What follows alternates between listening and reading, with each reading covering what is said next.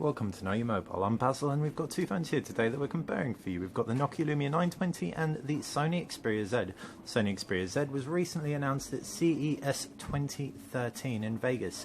It's a beautiful device thanks to its glass front and back. It's also very, very capable. Not only is it waterproof, but it also packs quad-core specs. That's a Snapdragon S4 processor and a gorgeous 13 megapixel camera. It's the new Sony RS sensor, that's XMOR RS, which is capable of HDR video recording. But not to be outdone, Nokia's Lumia 920 is still a pioneer in the video and photo stakes thanks to its optical image stabilization on its camera. We're going to give you a quick comparison of the two devices to show you exactly how they spec up against one another. And we're going to kick off with the design, and both these devices are larger than your normal devices. The Sony Xperia Z packs a larger screen, however as a device on the whole it's still smaller. At just 6.9 millimeters, it's considerably thicker than the altogether beefier Nokia Lumia 920. On the front of both devices are the fascia. There are on-screen buttons on the Lumia 920, whereas the on the Sony Xperia Z, whereas the Lumia 920 packs 3 capacitive buttons below the 4.5-inch display, in contrast to the 5-inch display on the Sony Xperia Z. To the left side of the Xperia Z is a power button and a volume rocker, and to the right side no buttons whatsoever, just flaps for the micro SD card slot and the micro USB port. On the right side of the Lumia 920, volume rocker, power button and a physical 2-stage camera button with no buttons to the left. Up at the top, both devices have a 3.5mm headphone jack with a micro SIM card slot on the Lumia 920.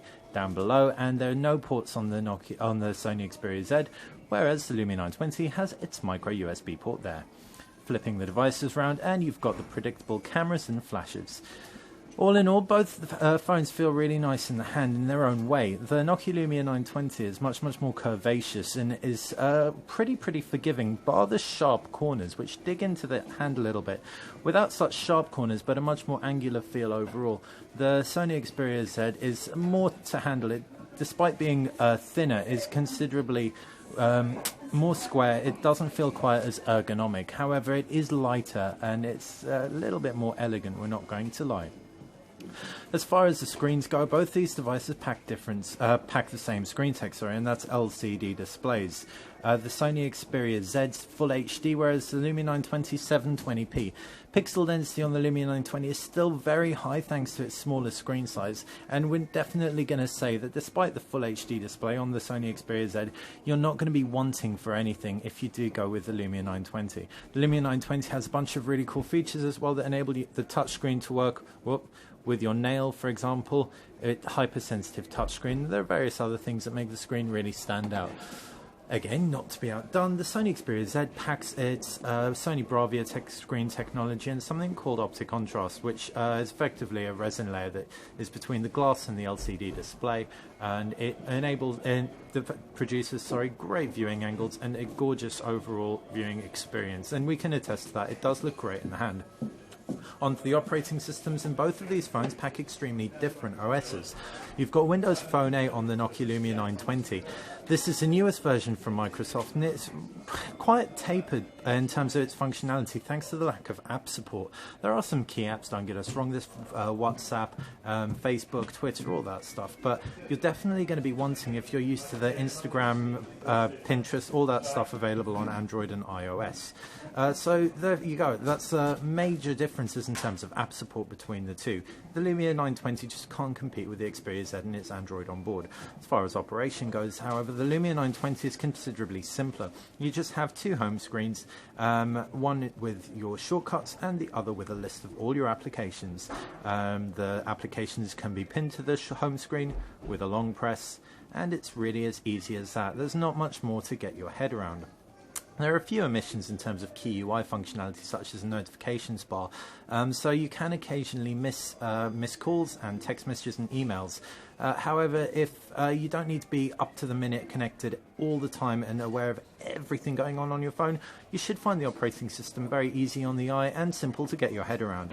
Android, in contrast, is comprised of multiple home screens. It's a lot busier, and there's a lot more that you can do with it. And in turn, you might not want to jump for Android if you get confused by operating systems on your mobile very easily. Once you do get your head around Android, though, the sky is the limit, so we'd really recommend doing so. In terms of the cameras, the Nokia Lumia 920 packs an 8.9, I think, or almost a 9 megapixel sensor with the optical image stabilization. There's a 13 megapixel sensor on the Xperia Z.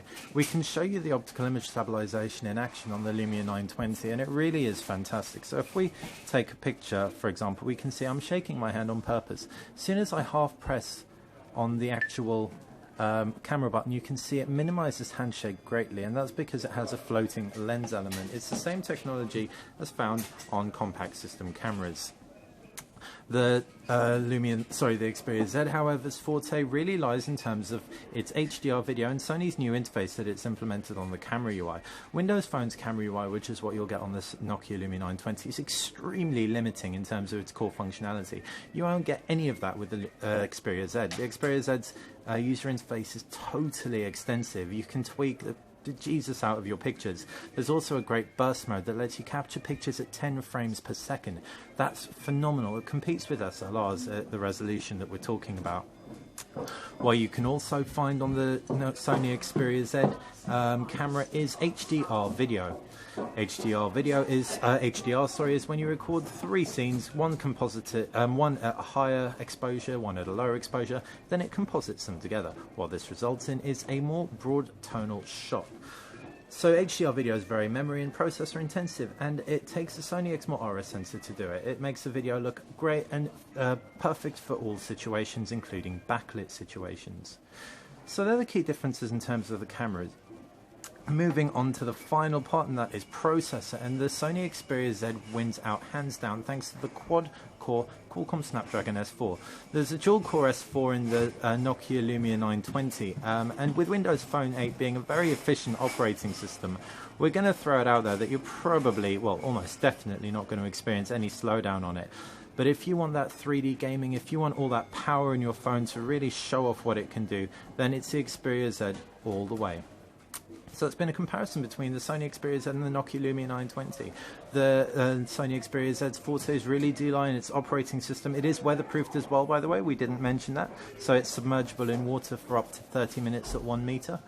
It's also got a great camera UI, which is totally malleable. The Nokia Lumia 920, in contrast with its unibody design, it's much more stylized and stand out. It's a bit bulky, we're not going to lie. But if you can deal with it and you want the optical image stabilization, which is going to be perfect for low light shooting, then the Lumia 920 is really the only phone on the market to offer that. Thanks for watching Know Your Mobile.